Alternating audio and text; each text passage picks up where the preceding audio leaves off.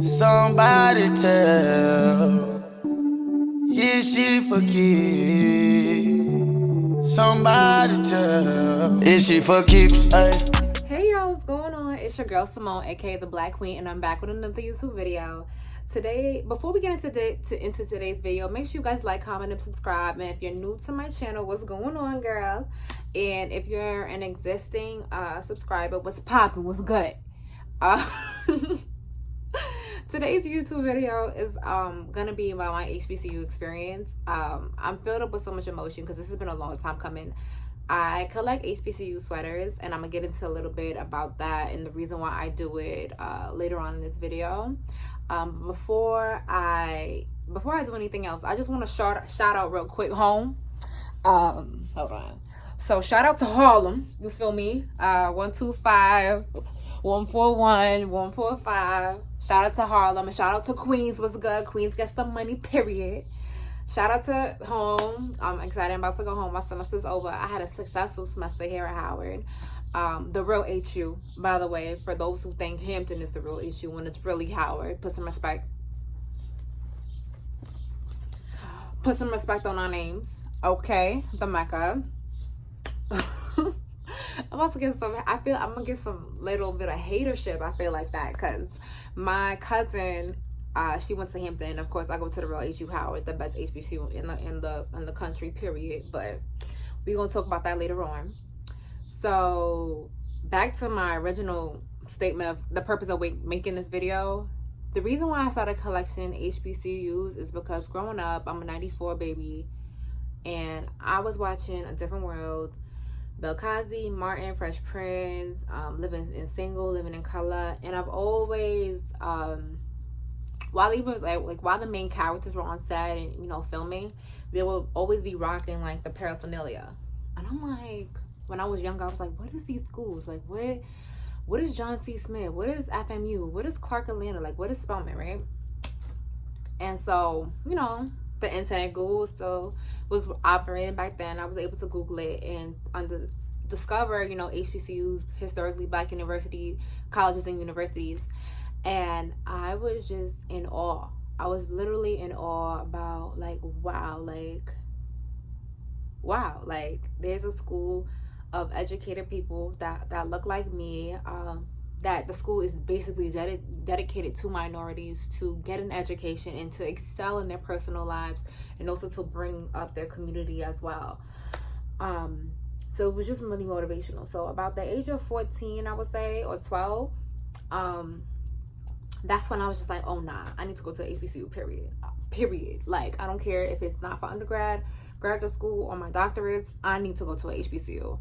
And thank God, all glory and praise goes to him, because I attend the top HBCU in the country, the Mecca, Howard, as a graduate student, and I'm very, very fortunate for that. But I don't want this video to be too long, so I'm gonna start about the reason why my first HBCU sweater, because I have it laid out right now, so that's why I'm pointing to it and stuff, so I can visually see what I'm talking about. So my first HBCU was Norfolk State,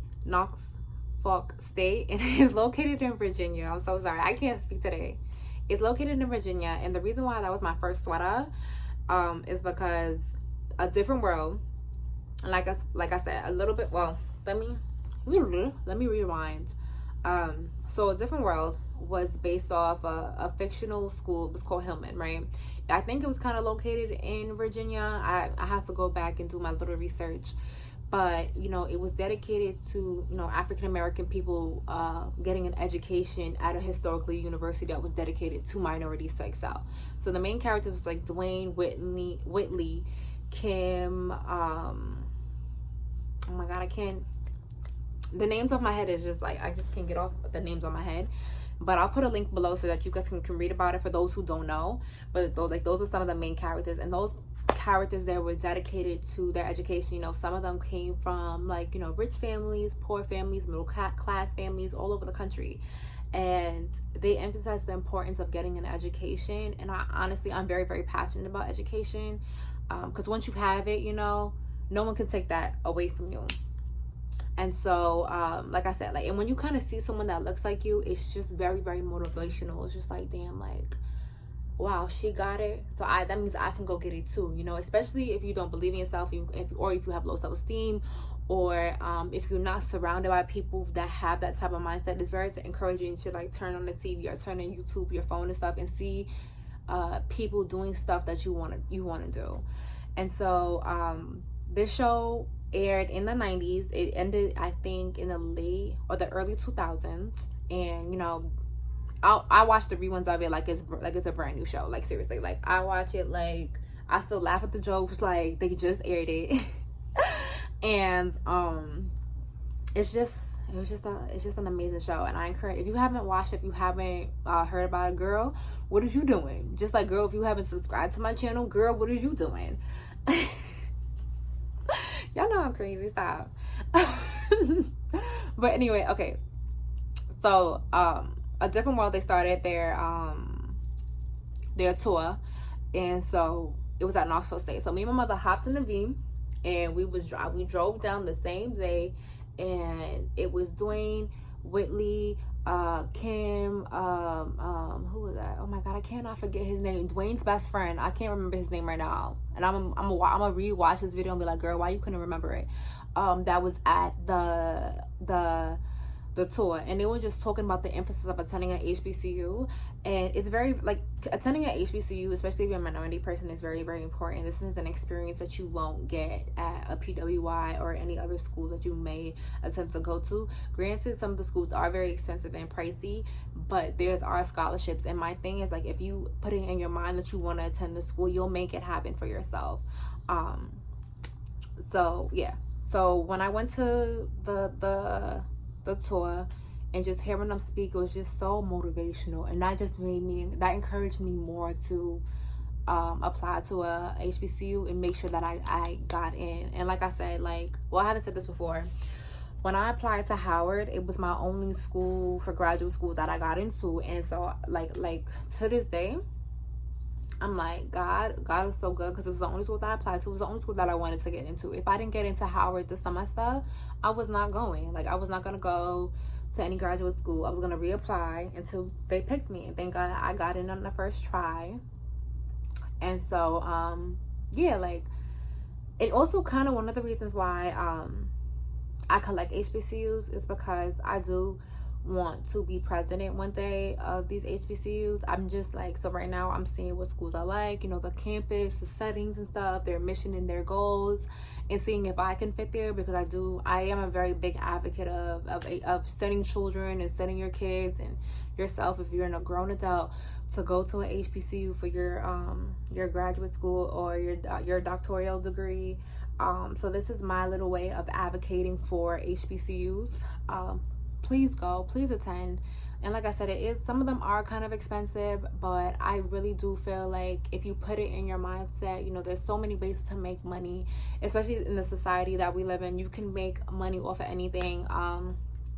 Yeah, like, I'm like getting a little bit choked up. I don't know if y'all could tell, because it's just like, I'm just so happy that I'm able to like physically see this in my little small journey of 16 schools, and there's 105 that I have to get to, because I did tell myself, like, if I'm gonna start something, I will finish it. So I will be going to each one of these schools. And I don't want this video to be too long, but for each, I want to insert a picture and a little more video, because I did one. But for each school, I've, you know, recorded like a little bit of the campus. So I'm going to dedicate a video on my YouTube channel to each school, so you can kind of check it out and get a feel of it. If you have any questions about the school or the campus, you know, there's Google. You can also ask me. I have no problem.